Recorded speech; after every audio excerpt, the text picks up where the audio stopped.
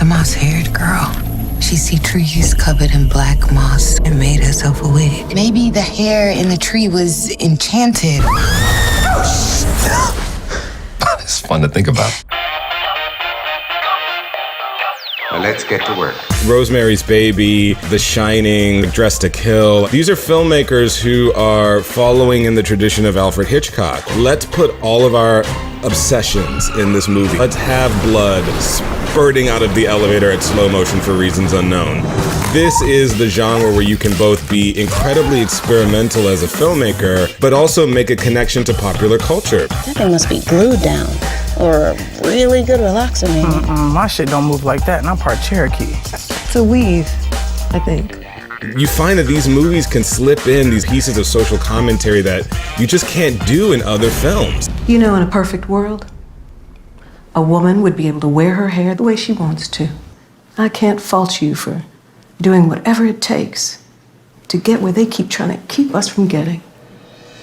Rosemary's Baby is a film that is literally about a woman who gives birth to Satan's love child. But when you see the movie, the experience of watching it is much more about the fragility of women and the way in which they are not protected in our society. It's actually like this very rich movie about the American experience. And I wanted to do something that was like that, but about the Black American experience, because I really believe that the more specific Black filmmakers and Black storytellers can be about the Black experience, it makes the story even more universal, because the Black experience really is the quintessential American experience. It's Anna Bledsoe coming at you with the hottest of the hot. Thank you so much. We just lean a little bit more rock than urban here.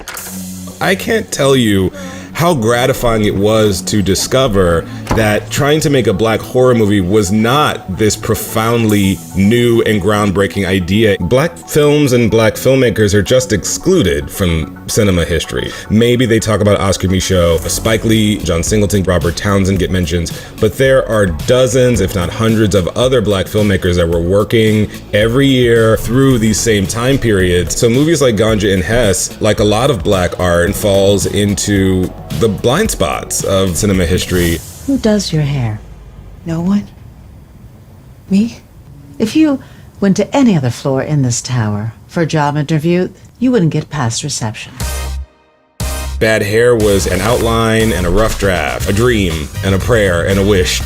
And then when Get Out happened, it was like, oh, Black horror. The industry kind of like woke up to that. And we were able to get our movie financed as well. With Bad Hair, you're gonna feel a little bit of Brian De Palma in there. You're gonna feel Polanski, certainly some Hitchcock. I tried to have that stuff in my subconscious and work within the limitation that a movie being made in 1989 would have. And so a lot of the hair effects are practical effects. We utilize split screens. I love a good zoom. We shot it on film. Black girls are showing up to this movie and showing up to movies like this potentially for the first time. How often does the Black character get to even be a final girl? Not very often. I think about Jada Pinkett's character in Demon Knight, and what a surprise that is when that character actually triumphs and survives. It doesn't really take into account the realities of being a woman in ways that we're able to do with a movie like Bad Hair. Make her the center of the narrative, not just sort of an object for the audience to just kind of project a fantasy on. Every stage of the process of writing the script, I needed the Black women in my village to be there so that I could make sure that I was saying something truthful about their experience and that I wasn't leaving something out because I couldn't see it, because it fell into my blind spot. I'm not changing who I am just to appeal to some wider demographic. No one's asking you to change who you are, just the way you look. It's not that big of a deal. You know how long it took me to get here? I'm sick of this shit. It's very exciting to be a Black storyteller and to be able to take the reins in that way. Something bad has happened. Oh, I'm aware. It wants to take over us. Bitch, what is you doing? I done seen all the Jason movies. You ain't gotta check to see if she dead. Come on.